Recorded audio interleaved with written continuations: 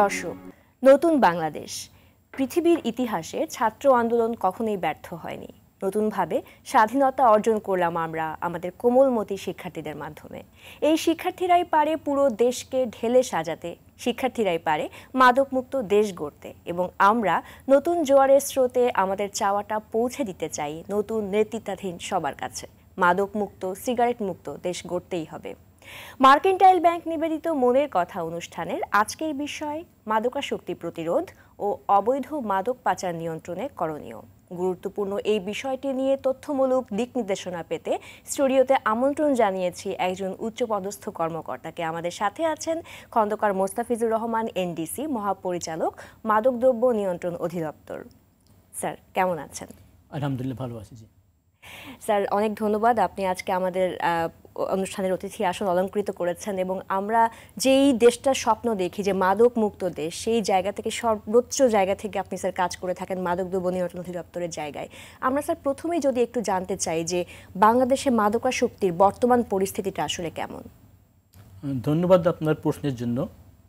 আসলে মাদকাসক্তি শুধু বাংলাদেশে না, সারা বিশ্বব্যাপী এটা ছড়িয়ে পড়ছে এবং এটাকে এখন আমরা আগ্রাসী রূপে দেখছি। আমরা এইবারে যে আমাদের আন্তর্জাতিক মাদক বিরোধী দিবসটি পালন করলাম, সেখানে আমরা এটা যে মূল থিমটি বাংলায় আমরা করেছিলাম মাদকের আগ্রাসন দৃশ্যমান প্রতিরোধী সমাধান। এই যে স্লোগানটা কিন্তু সারা বিশ্বের জন্য, সুতরাং শুধু বাংলাদেশে না, বিশ্বের অন্য অন্য দেশে কিন্তু উদ্বিগ্ন। আমরা তো উদ্বিগ্ন বটেই, যদিও আমরা মাদক উৎপাদন করি না, চাষও করি না, তার সত্ত্বেও কিন্তু আমাদের এখানে মাদকের একদম প্রকট রকমে একটা আমরা আধিপত্য দেখছি আমরা। আর এই মাদকের এই পরিমাণ মাদক সেবী আছে, মাদকাসক্তি লোক আছে, এর সঠিক পরিসংখ্যান আসলে নেই। এই ব্যাপারে একটা জাতীয় মানসিক স্বাস্থ্য ইনস্টিটিউট তারা একটা জরিপ করেছিলেন।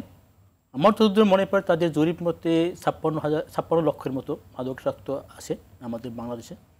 কিন্তু ডাক্তার অরূপ রতন চৌধুরী, নাম শুনে থাকবেন, উনি ধূমপানের বিরুদ্ধে কথা বলে থাকেন।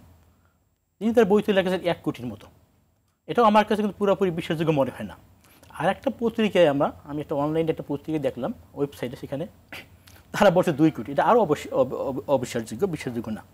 তবে আমার কাছে যেটা মনে হয় যে মাদক আসক্তির সংখ্যা সঠিকভাবে নিরূপণ করার জন্য একটা জরিপ করা খুব জরুরি, এবং আমরা মাদকদ্রব্য নিয়ন্ত্রণ অধিদপ্তরের কাজটি আমরা করতে পারি। এক্ষেত্রে বড় সমস্যা হলো যে কেউ স্বীকার করতে চায় না আমার ছেলেটা বা আমার মেয়েটা কোন মাদক গ্রহণ করছে, কেউ স্বীকার করতে চায় না। দুইটা মূলত বড় কারণ। একটা আইনগত স্যার বাধা আছে, একটা হলো আইনগত বাধা, মাদক যদি সেবন করে সেজন্য শাস্তির ব্যবস্থা আছে, মামলা মোকদ্দমার ব্যাপার আছে, এই একটি ভয় কাজ করে। আরেকটি আছে সোশ্যাল স্টিগমা, সামাজিক একটা যে কলঙ্ক, যে আমার ছেলেটি মাদক নেয়, আমার মেয়েটি মাদক গ্রহণ করে, এইটি কেউ ভালো চোখে দেখে না। এই সামাজিক যে কলঙ্কের ভয়েই অনেকেই স্বীকার করতে চায় না। যিনি সেবন করেন তিনিও স্বীকার করেন না, আর তার যে গার্ডিয়ান, মা বা ভাই বোন, কেউ স্বীকার করতেছেন না। এইটি হলো আমাদের জরিপের ক্ষেত্রে বড় বাধা আমি মনে করি।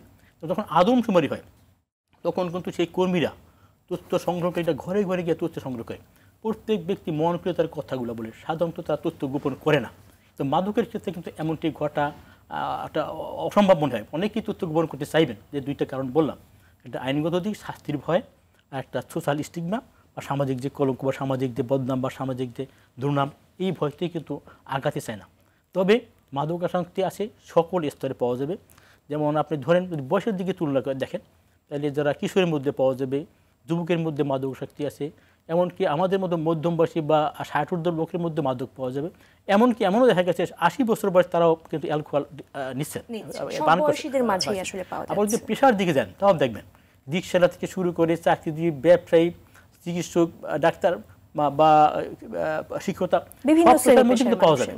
একদম যে কোনো পেশায় পুরোপুরি ফ্রি নেই, এই পেশার মানুষদের মাদক নেয় না, কোনো কিছু আসেই পাওয়া যাবে, একজন দুজন পাইলেও পাওয়া যাবে, আর সকল পেশার মধ্যে 2-1 পাইলেও পাওয়া যাবে। একদমই স্যার, আমি এই ক্ষেত্রে একটু জানতে চাই যে যেহেতু মাদকদ্রব্য নিয়ন্ত্রণ অধিদপ্তর দীর্ঘ সময় যাবৎ কাজ করছে মাদকাসক্তি প্রতিরোধী এবং মাদকের সহজলভ্যতা নিয়ন্ত্রণের জায়গা থেকেও, তাহলে কেন আসলে আমরা এখনো একটা সঠিক জরিপের জায়গায় আসতে পারলাম না? আইনগত বাধার জায়গাটা আপনি বললেন এবং সোশ্যাল স্টিগমার জায়গাটাও, কিন্তু আমরা কি চাইলেই আসলে পারতাম না যে যেহেতু অনেক ধরনের বেসরকারি জরিপও আসলে হয়েছে যেখানে 70-80 লক্ষ মাদক 1 কোটি 2 কোটি বলা হচ্ছে, সেই সেক্ষেত্রে সরকারি জায়গা থেকে আমরা আসলে কেন ব্যর্থ হলাম?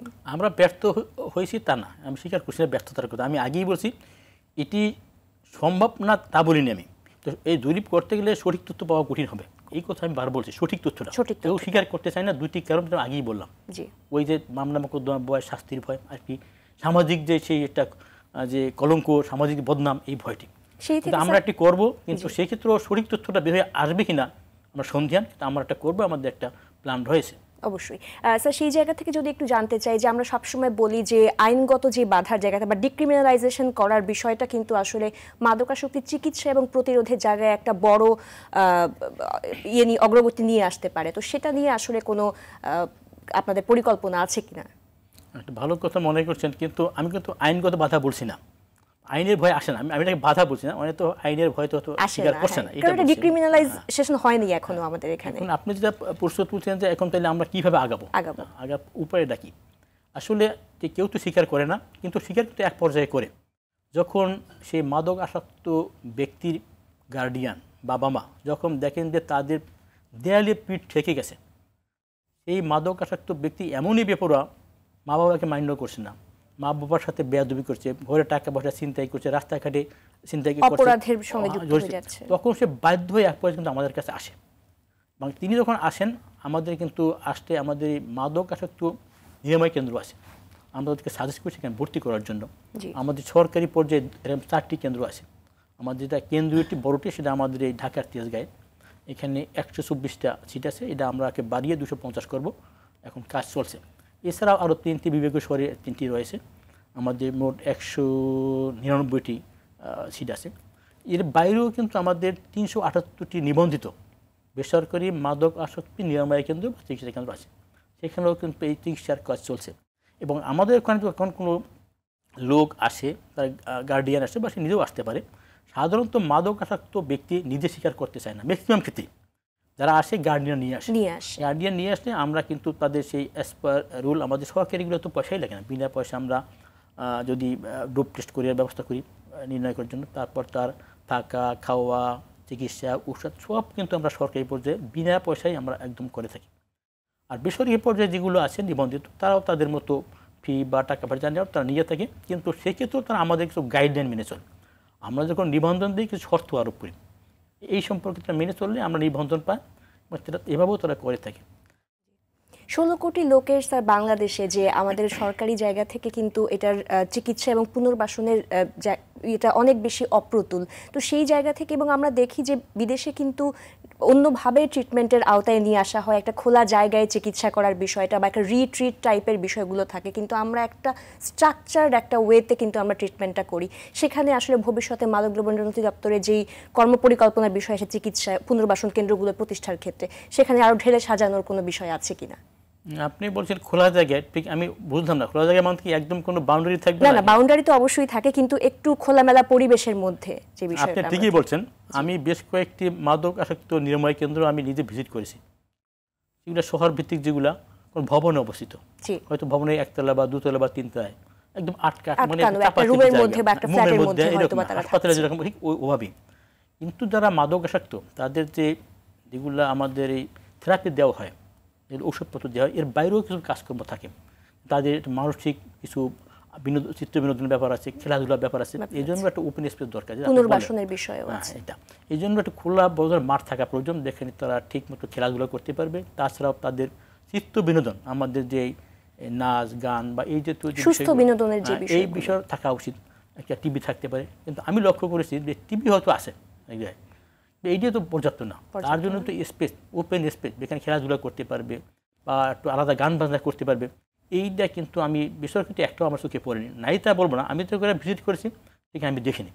বা এটা থাকা খুব জরুরি, কারণ তাদের সেই একটু যদি মানসিক শান্তির ব্যবস্থা না হয়, কারণ মাদক শুধু তো একটা দৈহিক সমস্যা না, একটা মানসিক সমস্যা, সাইকোলজিক্যাল, পুরো আমরা মানসিক রোগটাই বলছি এটাকে। সেই জন্য তার একটা মানসিক প্রশান্তিরও প্রয়োজন আছে, মানসিক ট্রিটমেন্টের প্রয়োজন আছে। এই মানসিক ট্রিটমেন্টের ক্ষেত্রে এই যে খেলাধুলা, নাচ গান টান, কালচারাল ফাংশনগুলো, কাউন্সিলিং খুব ভালো ভূমিকা পালন করে। জি স্যার, সেই জায়গা থেকে আরেকটু যদি আমি জানতে চাই যে মাদকের সহজলভ্যতাকে আমরা বলছি একটা বিশাল বড় কারণ, সেই জায়গা থেকে মাদকদ্রব্য নিয়ন্ত্রণ অধিদপ্তরের আসলে কর্মপরিকল্পনা বা বর্তমান কার্যক্রমটা আসলে কি?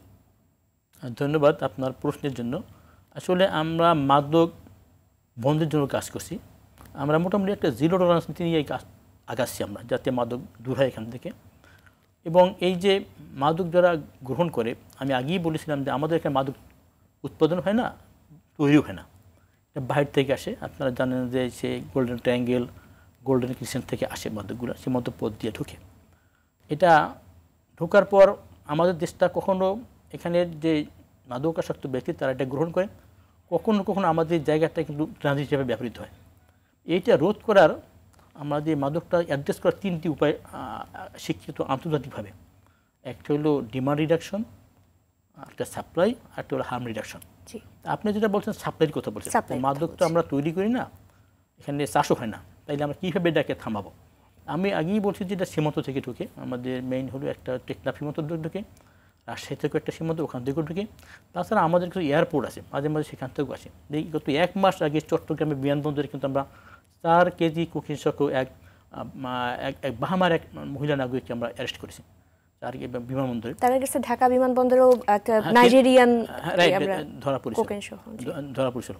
এর তো বছর দুয়েক আগে আরেক মহিলা ধরা পড়েছিল 3 কেজি হেরোইন সহ, তার তো বিচারের শাস্তি হচ্ছে মৃত্যুদণ্ড। আমাদের এই বাংলাদেশের আদালতে দেওয়া হয়েছে, এই মে মাসের 27-28 তারিখে রায় হয়েছে। এবং এইটি নাকি বাংলাদেশের প্রথম কোনো বিদেশি নাগরিকের মাদকের জন্য মৃত্যুদণ্ড। একজন সে সম্ভব নামটা মনে নাই, মালাউনা, এটা কোনো রাজ্যের নাগরিক, সে মহিলা নাগরিক। এবং আমাদের এই ডিমান্ড নয়, যে সাপ্লাই, এই জন্য আমাদের সীমান্তটা কড়াকড়ি করা দরকার। আপনারা জানেন সীমান্তে আমাদের বিজিবি কাজ করে, এবং সেই বিজিবির সাথে আমাদের একটা বড় সীমান্ত টেকনাফ।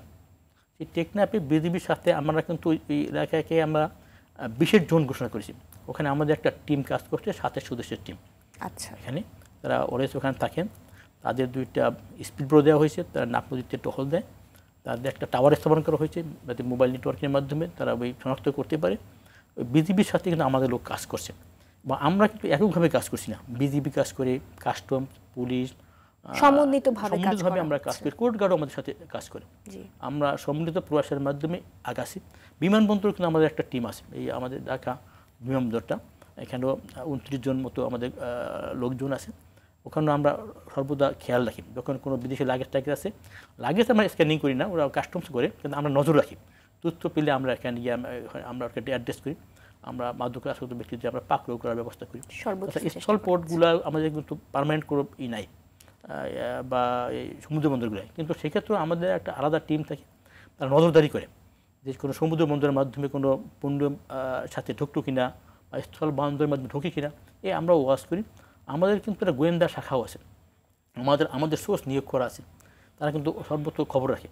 যখনই আমরা খবর পাই সোর্সের মাধ্যমে যে কোথাও কোনো মাদক ঢুকছে বা কেউ পরিবহন করছে, দেন আমাদের একটা স্ট্রাইকিং পার্টি, তারা রেডিং পার্টি গিয়া রেড দিয়া ধরে।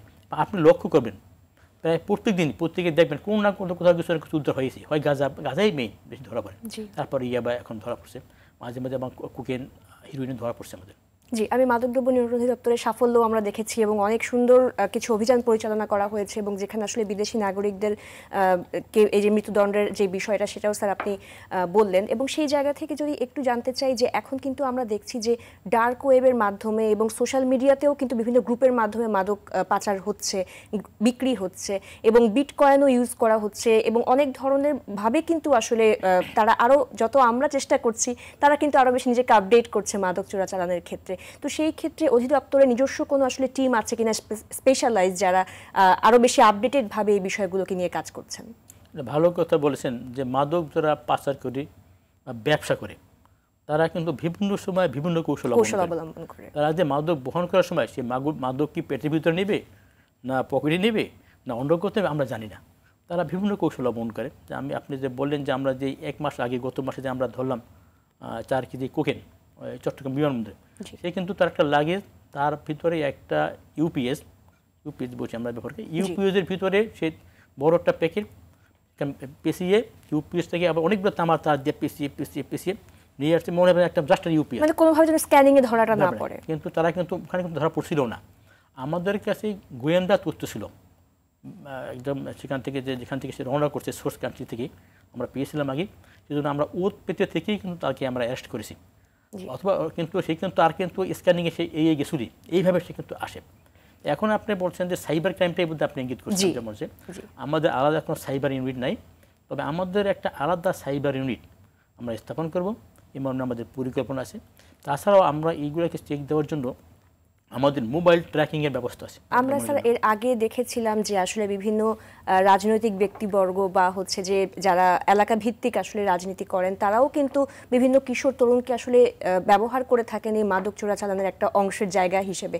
তো এই যে অপরাধের জায়গাগুলো আসলে সংঘবদ্ধ চক্র কাজ করছে, সেখানে এটাকে ইয়ে করার জন্য কোনো রকম আসলে পরিকল্পনা আছে কিনা বা কোনো কাজ করছে কিনা? নতুন বাংলাদেশ এখন আমরা পেয়েছি, তো সেই জায়গা থেকে যদি কোনো কাজের আপনি মূলত ইঙ্গিত করেছেন গডফাদার দিকে, যারা ব্যবসা করে তাদের তো গডফাদার থাকছে, কারণ আমরা কিন্তু খুবই যারা সামনে আসে তাদেরকে আসলে ধরতে পারছি, গডফাদাররা কিন্তু আসলে আড়ালেই থেকে যাচ্ছে। যারা মূল হোতা, যারা এগুলো নিয়ন্ত্রণ করে বা এটা সিংহ আয় যারা ভোগ করে, এরা গডফাদারই, তাদেরকে আমরা সহজে ধরতে পারি না। তারা ধরা ছোঁয়ার বাইরে থেকেই এই ব্যবসা পরিচালনা করছে। এবং এই জন্য আমাদের একটা মানি লন্ডারিং আইন আছে, বা আমাদের যে নতুন যে মাদকদ্রব্য নিয়ন্ত্রণ আইন 2018, এখানে সেই প্রভিশন বা রাখা হয়েছে। আমরা মানি লন্ডারিং আইন প্রয়োগের মাধ্যমেও যারা গডফাদার তাদেরকে আমরা ধরার ব্যবস্থা আমরা নিয়েছি। এবং ইতিমধ্যে আমরা একটা পত্রিকা রিপোর্টে দেখতাম যে বাংলাদেশে নাকি 200-র মতো গডফাদার, আমার মনে আরও বেশি হবে, আরও বেশি হবে গডফাদার, কারণ এদের তো সঠিক পরিসংখ্যান নেই, কেউ তো স্বীকার করবে না যে আমি গডফাদার বা আমি ব্যবসা নিয়ন্ত্রণ করি, সংখ্যা আরও বেশি হবে। মানি লন্ডারিং ইউনিটের মধ্যে কাজটা হলো, আমরা অনেক সময় বুঝি মানি লন্ডারিং বলতে বোঝায় টাকা দেশ থেকে বিদেশে পাচার করা, আসলে ওটা তো হতেই পারে।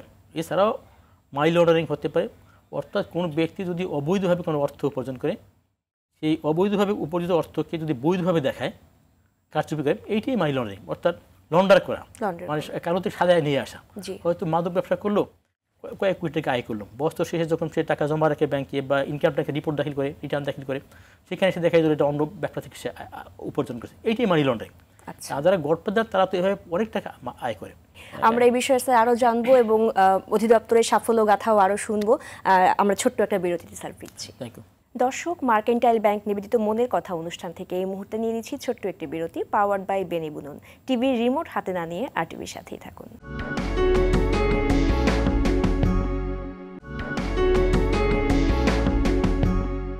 বিরতির পর সবাইকে আরও একবার স্বাগত মার্কেন্টাইল ব্যাংক নিবেদিত মনের কথা অনুষ্ঠানে পাওয়ার্ড বাই বেনি বুনন।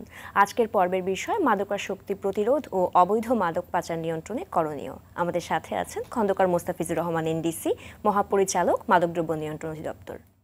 স্যার, আমরা যে বিষয়গুলো নিয়ে বলছিলাম, আমরা এখন সবসময় পরিবর্তনের কথা বলছি, সমাজ পরিবর্তন, বাংলাদেশ পরিবর্তনের কথা বলছি এবং নতুন পরিবর্তনের স্বপ্নও আমরা দেখছি। এবং যেই শিক্ষার্থীদের হাত ধরে আসলে আমরা এই নতুন বাংলাদেশ পেলাম, সেই জায়গা থেকে যদি একটু আমরা বলি, এখন কিন্তু মাদকাসক্তির ক্ষেত্রে তরুণরাই সবচেয়ে বেশি মাদকে আসক্ত এবং শিক্ষার্থীরা কিন্তু একদম ছোট সময় থেকেই কিন্তু এখন আমরা দেখছি সিগারেট দিয়ে আসলে যে গেটওয়েটা শুরু হয়। তো সেই জায়গা থেকে নতুন কোনো কাজ করার বা নতুন যে অন্তর্বর্তীকালীন সরকার এসছে তাদের সাথে আসলে এই বিষয় নিয়ে নতুন কোনো পরিকল্পনার কাজ আসলে সামনে আছে কিনা, সেই বিষয়টা জানতে চাচ্ছি। ধন্যবাদ।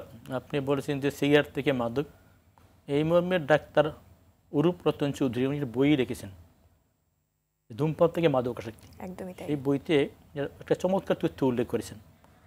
এই যে ধূমপানের যে ধোঁয়া, এই ধোঁয়ার ভিতরে তার বইতে লেখা আছে যে 7,000-এরও বেশি কেমিক্যাল আছে।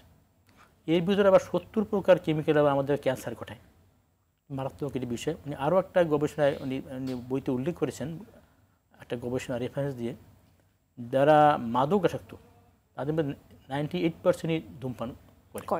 বোঝা যায় যে মাদক আসক্তির সাথে আর ধূমপানের একটা সম্পর্কও আছে। এবং অনেক সময় এই কিছু কিছু মাদক আছে সেটা ধূমপানের মতোই আসলে কিন্তু সেটা গ্রহণ করে, হিরোইন টিন সেরকম কিছু আছে, গাঁজা, এগুলো একটা ধূমপানের মাধ্যমে। সুতরাং ধূমপান এবং মাদকের মধ্যে একটা সম্পর্ক উনি এভাবে স্থাপন করেছেন। উনি কিন্তু এই মাদকের ধূমপানের বিরুদ্ধে লড়াই করছেন, মাদকের বিরুদ্ধে উনি কথা বলছেন। একটা অরূপ রতন চৌধুরী আমাদের এই যুব সমাজকে মাদক এবং ধূমপান দূর থেকে বিরত রাখতে হবে যে কোনো উপায়। ধূমপান কিছু কিছু ক্ষেত্রে অ্যালাউড, পাবলিক প্লেসে ধূমপান করা যাবে না। পাবলিক প্লেস বলতে আমরা বুঝি shopping mall, rail station, office আদালত, এই ধরনের বিষয়গুলো। এইখানে ধূমপান করা নিষেধ, করলে শাস্তির ব্যবস্থা আছে। এছাড়া কিন্তু বাহিরে ধূমপান করা যায়, ইভেন জেলখানায় ধূমপানের মধ্যে অ্যালাউড। আমাদের এই ব্যাপারে আরও কঠোর হওয়া উচিত, আর ধূমপানের শাস্তিটা আরও বাড়ানো উচিত। ধূমপান যিনি করেন তার জন্য শাস্তির ব্যবস্থা আছে, তো সেটা আমি মনে করি আরও একটু বেশি বাড়ানো উচিত। বা পাবলিকলি যেন আসলে সেভাবে প্রকাশ্যে ধূমপানের জায়গাটার আইনটা কার্যকর করা আসলে। যেমন এখন রাস্তায় ধূমপান করলে তাকে আটকানো যাবে না, অপরাধ না, খোলা জায়গায়। কিন্তু স্যার বিভিন্ন দেশে কিন্তু সিঙ্গাপুরে কিন্তু বা থাইল্যান্ডে কিন্তু প্রকাশ্যে ধূমপান করা যায় না, সেক্ষেত্রে কিন্তু স্যার জরিমানার ব্যবস্থা আছে এবং অনেক কিছু। যদিও আমাদের আইনে এটা অন্তর্ভুক্ত করে আরো ভালো হতো, আমরা অ্যাপ্রিসিয়েট করি, এটা যদি পারা যেত। অনেকে এই কথাও বলছেন, আমার অনেক সিনিয়র কর্মকর্তারাও বলছেন, অনেক বোদ্ধা ব্যক্তিরাও বলছেন, ওনারা বলছেন যে ধূমপান, এই যে সিগারেট বিক্রি হয়, এই সিগারেট থেকে অনেক টাকা সরকার রাজস্ব পায়। আমাকে এই কথাও পাঠককে দেখিয়েছেন যে আপনি যে ধূমপানের বিরুদ্ধে কথা বলেন, ধূমপান বন্ধের কথা বলেন, আপনি কি জানেন এই সিগারেটের ব্যবসা থেকে আমরা কত টাকা সরকার রাজস্ব পাই? আমি পাল্টা জবাব দিয়ে বলছিলাম, হ্যাঁ টাকা আমরা পাই, কিন্তু এই ধূমপানের কারণে যে জনস্বাস্থ্যের ক্ষতি হয়, তার ট্রিটমেন্টের জন্য যে পরিমাণ টাকা আমরা রাজস্ব পাই তার 10 গুণ বেশি অর্থ ব্যয় হয়। আমরা এবং অনেক ক্ষেত্রে ভর্তুকিও দিতে হচ্ছে, ভর্তুকিও লাগে। আমরা আসলে বাস্তবে যে টাকা দেখছি যে আসছে ওখানে ডিউটি হিসেবে, তার 10 গুণ বা 12 গুণের মতো অর্থ ব্যয় হয় এই সমস্ত রোগ জড়িয়ে দেও চিকিৎসার ক্ষেত্রে। সরকার বড় একটা লোকসান হয়। যদি আমরা আপাতত দেখিতে অনেক টাকা নগদ হাতে পেলাম, কিন্তু এর ইম্প্যাক্টটা কিন্তু খুব ভালো না। আর স্বাস্থ্য হলো মানুষের একটা মূল সম্পদ, বড় সম্পদ। এই স্বাস্থ্যকে ক্ষতিগ্রস্ত করে এমন কোনো বিষয়কে অ্যালার্ট করা উচিতই না। আমাদের মাদকের কথা আমরা ফেরত আসি। এই মাদকের ক্ষেত্রে শরীরে এমন কোনো অঙ্গ নাই যা মাদকের ক্ষতি না করে। মাদকের ক্ষেত্রে প্রথম একটা যুবকের ক্ষেত্রে আপনি আসছেন, যেহেতু এই যে পুরুষের ক্ষেত্রে তার যৌন ক্ষমতা হ্রাস করতে পারে, এমনকি সে নপুংসক হতে পারে, তার ওই হয়তো তার থাকবে না। মহিলার ক্ষেত্রে তার সন্তান ধারণ ক্ষমতা নষ্ট হতে পারে, অন্ধত্ব আসতে পারে। এবং স্যার আমরা কিন্তু এখন দেখছি মহিলারাও কিন্তু অনেক বেশি আসক্ত হচ্ছেন, এক সমান হারে কিন্তু বাড়ছে। আমি একটা স্টাডি দেখলাম, আমি স্টাডির কথা বলছি, তাতে কিন্তু মহিলা সংখ্যা আছে কিন্তু তা কিন্তু অনেক কম, পুরুষের তুলনায় কম। মোটামুটি এই রকমের 9 জন পুরুষ 1 জন মহিলা আমি একটা যেভাবে পেলাম, দেখো অ্যালার্মিং। এবং আমি হিল ট্র্যাকে চাকরি করেছি। হিল ট্র্যাকে তো ওরা কিন্তু এই যারা ক্ষুদ্র নির্গোষ্ঠী নিজের সাথে তৈরি মদ ওরা খায়, এটা এখন আইনি অ্যালাউড, ওরা ওদের নিজেদের তৈরি মদ খেতে পারবে বললো। তা আমি হিল ট্র্যাকে লক্ষ্য করছি, ওইখানে যারা পুরুষ তারা কিন্তু এই মাদক গ্রহণ করছে, মানে ওই যে লোকাল তৈরি যে মদগুলা বা পানীয়গুলা বা ওরা কি 100 200 বলেন এই নাম লোকালভাবে, এটা ওরা কিন্তু পুরুষরা খায়। কিন্তু ওখানকার যারা মহিলা আমি খেতে দেখি নাই। আমি একবার মহিলাকে প্রশ্ন করছিলাম, ওই পাহাড়ি এক মহিলাকে, ওরা তো খাচ্ছে, তোমার হাজব্যান্ড খাচ্ছে, ছেলে খাচ্ছে, তুমি খাও না? আমরা খাই না। আমি হিল ট্র্যাকে আমি খেয়াল করলাম যে তারা পুরুষরা দিদার দেখাচ্ছে, অথচ মহিলারা কিন্তু স্বাস্থ্য সচেতনতার জায়গা থেকে হয়তো বা তারা এই বিষয়টা, তা হয়তো আমার কথা হলো যে এই যে মাদকের কুফলগুলা এটা বুঝতে হবে। আর এই মাদকের ক্ষেত্রে কিন্তু আপনার মাদক গ্রহণের ফলে কিন্তু হার্ট অ্যাটাক হতে পারে, ব্রেন স্ট্রোক হতে পারে আপনার, এবং আপনার কি ক্যান্সার তো হয় হরমাশা, এবং স্যার মানসিক অনেক ধরনের যে শারীরিক মানসিক, তারপর একটা মনের উপর ব্যাপক একটা বিরাট প্রভাব পড়ে। অনেক মাদক আছে সেটাকে আপনাকে আগ্রাসী করে তুলবে, আক্রমণাত্মক করে তুলবে। এই যে অনেক সময় বাবা মাকে খুন করে, আক্রমণ করে এই মাদকের কারণে। আবার কিছু কিছু মাদক আছে আপনি গেলে আপনাকে হতাশ করে ফেলবে, আপনার আত্মহত্যার প্রবণতা বাড়বে। মানে বিভিন্ন মাদকের বিভিন্ন প্রতিক্রিয়া আছে। আমাদের একটা অধিদপ্তরে একটা আমরা তৈরি করেছি, একটা মানুষের বডি দেয়া আছে, কোন মাদক কোন কুফল সেই বিষয়গুলো দিয়ে সুন্দরভাবে বলা আছে। এইটা যদি সবখানে আমরা দেখাতে পারি, আমার মনে হয় মাদকের কুফল সম্পর্কে আমাদের যুব সমাজ সকলেই সম্মুখভাবে বুঝতে পারবে। এটা আমাদের কাজে লাগবে। আমাদের মেইন কাজটা কিন্তু যে মাদকের যে কুফলটা এটা ভালো করে বোঝানো। এটা যদি বুঝতে পারি, এটা প্রত্যেক ব্যক্তির নিজের স্বার্থেই সচেতন হবে। কে চাইবে যে আমি নিজেকে ধ্বংস করি? স্যার আমরা যখন প্রথম দুটো কারণ নিয়ে আসলে আলোচনা করছিলাম, সেই ক্ষেত্রে কিন্তু সোশ্যাল স্টিগমার জায়গাটা দ্বিতীয় কারণ হিসেবে এসেছিল, এবং আমরা জানি যে কমিউনিটি লেভেলে প্রান্তিক জনগোষ্ঠীর কাছে কিন্তু এখনো মাদকের কুফলটা সেভাবে করে পৌঁছে দেওয়ার ক্ষেত্রে আমরা অনেকাংশেই হয়তো বা সেভাবে করে কাজ করার জায়গাটা অনেকটুকুই সীমিত। তো সেখানে আসলে মাদকদ্রব্য নিয়ন্ত্রণ অধিদপ্তরের নিরোধ শিক্ষা ডিপার্টমেন্ট আমি জানি যে এই বিষয় নিয়ে কাজ করে, সেখানে আপনাদের বর্তমান কার্যক্রম এবং ভবিষ্যৎ কর্মপরিকল্পনার জায়গাটা আসলে কি? ধন্যবাদ আপনার প্রশ্নের জন্য। আসলে এই মাদককে বন্ধ করতে হলে ব্যাপক গণ সচেতনতার উপায় নেই, মানুষকে সচেতন করতে হবে, এর বিকল্প নেই। এই জন্য আমাদের যে নিরোধ শিক্ষা কিন্তু কাজ করছে। আমাদের যে শিক্ষা প্রতিষ্ঠানের ছেলেমেয়েরাও কিন্তু অনেকে মাদকাসক্ত হয়। এই জন্য আমরা পাঠ্যপুস্তকে এই মাদক বিরোধী কন্টেন্টটা আমরা ইতিমধ্যে কিন্তু অন্তর্ভুক্তি ব্যবস্থা আমরা করেছি। 6ষ্ঠ শ্রেণী থেকে কিন্তু 9ম শ্রেণী পর্যন্ত বাই দিস টাইম এটা ইনক্লুডেড আছে। পরবর্তীতে আমরা যে অন্যান্য ক্লাসেও পাঠ্যপুস্তকে যাতে এটি অন্তর্ভুক্ত করা যায় সেই ব্যবস্থা আমরা গ্রহণ করব। আমরা শিক্ষা প্রতিষ্ঠান ভিত্তিক কিন্তু বিভিন্ন কার্যক্রম গ্রহণ করে থাকি। আমরা মাদকের বিরোধী বিভিন্ন রকমের আমরা এই এখন টকশো ওখানে ওইরকম বিতর্ক প্রতিযোগিতা আয়োজন করি আমরা স্কুলে বা কলেজে, ওখানে রচনা প্রতিযোগিতার আয়োজন করা হয় বা চিত্রাঙ্কন প্রতিযোগিতার আয়োজন করা হয়। আবার আমরা মাঝে মাঝে কিন্তু এই যে শিক্ষা প্রতিষ্ঠানের ছাত্রছাত্রীদের মধ্যে বিনামূল্যে আমরা কিন্তু কলম, খাতা, স্কেল, জ্যামিতি বক্স, এতে মাদক বিরোধী স্লোগান লেখা থাকে, এগুলো আমরা দিয়ে থাকি। এইভাবে আমরা কিন্তু তাদেরকে সচেতন করছি। এবং আমি বিশ্বাস করি যেহেতু আমাদের যুব সমাজ বা তরুণ সমাজ তারা তো ম্যাক্সিমামই আমাদের কিন্তু শিক্ষা প্রতিষ্ঠানমুখী, তাই না? ওখানে তারা একটা দিনের একটা বড় সময় শিক্ষা প্রতিষ্ঠানে ব্যয় করে, তাই না? সুতরাং যদি শিক্ষা প্রতিষ্ঠানে যে আমাদের শিক্ষক শিক্ষিকা আছেন তার একটু সুস্থ হলে এটা কিন্তু ব্যাপক প্রচার পাবে। বা এই জন্য কিন্তু শিক্ষা প্রতিষ্ঠান ভিত্তিক আমাদের একটা কমিটি আছে, সেই কমিটিতে শিক্ষক এবং ছাত্রছাত্রীও আছে। একজন শিক্ষককে ওখানে আমরা ফোকাল পয়েন্ট হিসেবে নিয়োগ করে রেখেছি, তার সাথে আমরা সব যোগাযোগও রাখি টাইম টু টাইম। আমার বিশ্বাস এই যে পাঠ্যপুস্তকে যে কন্টেন্ট দেওয়া হয়েছে মাদক বিরোধী অন্তর্ভুক্তিকরণটা এটা তো করা হয়েছে, বাই দিস টাইম 6 to 9 করা হয়েছে, বাকিগুলো আমি করবো।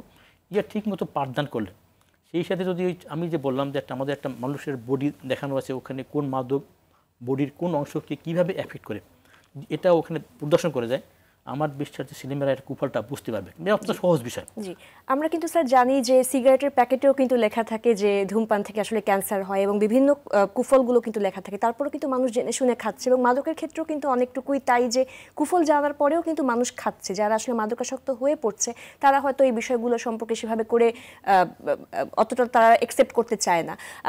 সেই ক্ষেত্রে সচেতনতা আরও বাড়াতে, আমরা জানি যে বাঙালি আমরা ধর্মপ্রাণ জাতি, এবং সেখানে যে শুক্রবার যে খুতবা হয় জুমার নামাজের সময়, তখন আসলে যে ধর্মীয় নেতারা আছেন এবং প্রতিটা মসজিদে আসলে খুতবাতে এই বিষয়গুলোকে অ্যাড করা যায় কিনা মাদকাসক্তির ক্ষেত্রে আরও সচেতনতা বাড়ানোর ক্ষেত্রে, সেটা কি মনে করেন? ধন্যবাদ। আমিও মসজিদে নামাজ পড়ি, জুমার নামাজ পড়ি, ইমাম সাহেবরা খুতবা দিয়ে থাকেন, তবে মাঝে মাঝে কিন্তু এই মাদকের বিরুদ্ধে কথা বলে থাকেন। আমাদের তো কোরআনে স্পষ্ট বলে গেছে আল্লাহ মদ ওখানের মধ্যে সুরাকে বোঝে, সুরা মানে অ্যালকোহলকে বোঝানো হয়েছে, যে এই অ্যালকোহলের মধ্যে কিছু ভালো দিকও আছে কিন্তু খারাপের পরিমাণটা অনেক বেশি। এই জন্য আমাদের এই পুরাণে আমাদের ইসলাম ধর্মের জন্য পরপর 3 ধাপে এই যে মদকে হারাম করা হয়েছে। আগে তো ইসলামের প্রাথমিক যুগে এটা বৈধ ছিল, তারপর বিভিন্ন উপলক্ষে বিভিন্ন কারণের প্রেক্ষাপটে 3 ধাপে এটা বন্ধ করা হয়েছে। সর্বশেষভাবে বলা হয়েছে এটা হারাম, নিষিদ্ধ, আর করা যাবে না, শরাব বলা হয়েছে, পান করা যাবে না। এটা ইসলামে আসে এবং আমাদের ইমাম সাহেবরা কিন্তু মাঝে মাঝে বলেন তা না। তবে যারা মসজিদে যান নামাজ পড়ে নিয়মিত, আমার মনে হয় তাদের মধ্যে মাদকাসক্তির সংখ্যা খুবই কম। দেখবেন এই ক্ষেত্রে একটা ধর্মীয় কিন্তু চেতনা ভালো কাজ করে, যে সাধারণত যারা ধর্মকে অনুসরণ করেন, সে ইসলাম ধর্ম হোক, হিন্দু হোক বা খ্রিস্টান হোক, তারা কিন্তু একটা অন্যভাবে তারা মাদকের ভিতরে কম আসক্ত। আমার দৃষ্টিতে আমি দেখেছি। আমার একটা ধারণা ছিল যারা বৌদ্ধ ধর্ম, আমি হিলে কাজ করেছি, ওখানে যারা ক্ষুদ্র নৃগোষ্ঠী তারা কিন্তু ম্যাক্সিমামই বৌদ্ধ ধর্ম অবলম্বী। আমার ধারণা ছিল যে হয়তো বৌদ্ধ ধর্মে এই মদটা অ্যালাউড, এই যে ওরা ওখানে 1 পানি 2 পানি লোকাল মদগুলো খায়। আমার একজন ওখানকার ছাত্রনেতা বললো, ওরা ওখানে আছে পিসিপি, পাহাড়ি ছাত্র পরিষদ, নেতা বললো না স্যার আমাদের ধর্ম নিষেধ, আনো তোমার বই, তোমার ত্রিপুরক নিয়ে আসলাম। আমি পড়িয়ে দেখতাম যে হ্যাঁ বৌদ্ধ ধর্ম মাদক নিষেধ করা হয়েছে। ওখানে 5টা আছে, পঞ্চশীল নীতি আছে। একজন লোক যদি একজন লোক যদি বলে আমি বৌদ্ধ ধর্মের অনুসারী বা আমি বৌদ্ধ ধর্মে পালন করি, তাকে 5টা নীতি ফলো করতে হয়, একে বলে পঞ্চশীল নীতি। সেই পঞ্চশীলের মধ্যে একটা হলো মাদক নিতে পারবে না। দেখেন আমাদের ধর্ম নিষেধ, বৌদ্ধ ধর্মকে নিষেধ আছে কিন্তু। সুতরাং যারা ধার্মিক বা ধর্মপ্রাণ বা ধর্মভীরু তাদের মধ্যে এটার কিন্তু চর্চা খুবই কম, এবং ইমাম সাহেব মাঝে মাঝে বলেন। জি, আমরা স্যার একেবারেই শেষ পর্যায়ে চলে আসছি। আমরা যদি একটু জানতে চাই যে পরিবার থেকে আসলে সচেতনতার জায়গাটা সবসময় শুরু হয়, আমরা জানি। সেই ক্ষেত্রে অভিভাবকদের আরও বেশি নতুন নতুন যে মাদকগুলো আসলে আসছে, অনেক সময় অভিভাবকরা ধরতেও পারেন না যে এটা আসলে মাদক। যেমন এলএসডি বা ডিএমটির কথাও যদি আমরা বলে থাকি, সেক্ষেত্রে একদম ছোট্ট একটা কাগজের মধ্যে হয়তো বিষয়টা আসছে, অভিভাবকরা হয়তো দেখছে কিন্তু বুঝতে পারছে না যে এটা আসলে মাদকের একটা জায়গা। তো সেই ক্ষেত্রে অভিভাবকদেরকে সচেতন করার ক্ষেত্রে আসলে কোনো ধরনের আপনাদের পরিকল্পনা রয়েছে কিনা আরও বেশি? ধন্যবাদ। আপনি মাদকের বিভিন্ন প্রকারের কথা বললেন। আসলে 80-র দশকে কিন্তু মাদক বলতে আমরা বলতাম হিরোইন আর গাঁজা, বা ফেন্সিডিল। হ্যাঁ, ফেন্সিডিল 90 দশকে আসছে তখন। এখন এই 2000 সালের পরে আবার আসছে আমাদের ইয়াবার সব অনেক ধরনের আসলো। এলএসডি কথা বলেন আপনি, সেই আমাদের তারপর যে ক্রিস্টাল ম্যাথ, অনেক ধরনের মাদক চলে এসেছে। এবং এই মাদকটা কিন্তু দেখতে অনেক বোঝাও যাবে না। হিরোইন বা যে কোকেন হয়তো একবার সাদা গুঁড়া, এই যে টেস্ট করা ছাড়া, আমাদের যে পরীক্ষা করা ছাড়া কিন্তু বোঝা মুশকিল আসলে মাদক কিনা। সুতরাং গার্ডিয়ান তারা প্রথম লক্ষ্য করবেন তার ছেলেমেয়ের আচরণগত পরিবর্তন হয় কিনা। মাদক গ্রহণ করে তার আচরণের পরিবর্তন আসবেই। এক একটা সিম্পটম থাকে, কখনো আগ্রাসী মনোভাব থাকবে, কখনো সে একদম একাকী থাকার চেষ্টা করবে, কখনো হতাশ মনোভাব থাকবে, বাইরে বেশি ঘোরাফেরা করবে।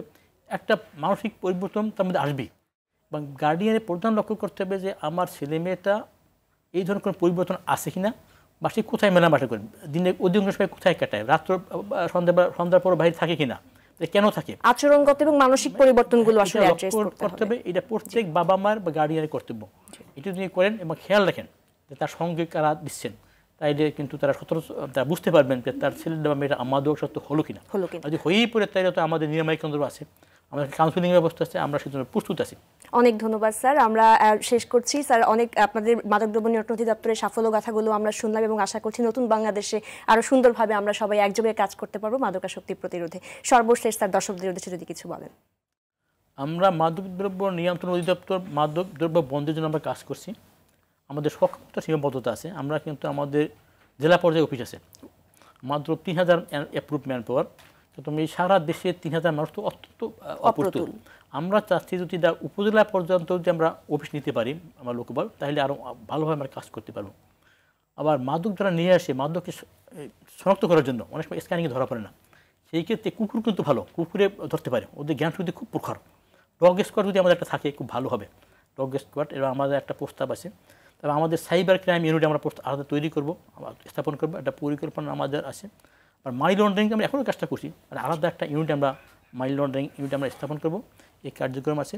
তাছাড়া আমাদের এখন তো 4টি বিভাগীয় সহ 4টি নিরাময় কেন্দ্র আছে। আমরা এটা সকল বিভাগে নেব এবং সকল জেলায় করবো। বাই দিস টাইম কাজ শুরু হয়েছে আমাদের। আমরা তাছাড়া আমাদের যারা কাজ করছি তাদের জাতীয় অস্ত্র দেওয়া যায়। মাদক যারা ব্যবসা করে অনেকে কিন্তু অস্ত্র বহন করে, তাদের অস্ত্রও থাকে। আমাদের এই নিরস্ত্র লোকগুলা অনেক সময় সেই সশস্ত্র মাদক ব্যবসায়ী তাদের সাথে মোকাবিলা করে। এমনও আছে আমাদের নিরস্ত্র লোক নিরস্ত্র অবস্থায় সেই সশস্ত্র মাদক তো উদ্ধার করছে, অস্ত্র উদ্ধার করে নিয়ে আসছে। একটা ঝুঁকির বিষয়। আমরা যদি আমাদের লোকগুলোকে অস্ত্র দিতে পারি, তাহলে আরো বেশি পরিবর্তন আসবে, তারা আরো সার্থকভাবে কাজ করতে হবে। ধন্যবাদ স্যার। নতুন পরিকল্পনাগুলো বাস্তবায়ন হোক, আমরা সেই আশায় রাখছি। শুভকামনা স্যার। ধন্যবাদ। আপনাকে অসংখ্য ধন্যবাদ। দর্শক, নতুন বাংলাদেশ, নতুন স্বাধীনতা, নতুন প্রত্যাশা। এবার আমরা মাদক মুক্ত দেশ গড়বই। তার জন্য দরকার ছাত্র জনতা সহ সকল শ্রেণী পেশার মানুষ, কর্মকর্তা ও সাধারণ মানুষের অংশগ্রহণ ও সচেতনতা। আসুন আজ থেকে সিগারেটও বাদ দেই, সব ধরনের মাদক পরিত্যাগ করি। তবেই আমাদের দেশ সত্যি সোনার বাংলাদেশ হবে এই কোমলমতি শিক্ষার্থীদের নেতৃত্বে এবং দায়িত্বপ্রাপ্ত অন্তর্বর্তীকালীন সরকারের হাত ধরে। আজকের মতো বিদায় নিচ্ছি মার্কেন্টাইল ব্যাংক নিবেদিত আরটিভির মনের কথা অনুষ্ঠান থেকে, পাওয়ার্ড বাই বেনিবুনন। সবাই ভালো থাকুন, সুস্থ থাকুন, দেশকে ভালোবাসুন আর অবশ্যই নিজেকে মাদক মুক্ত রাখুন।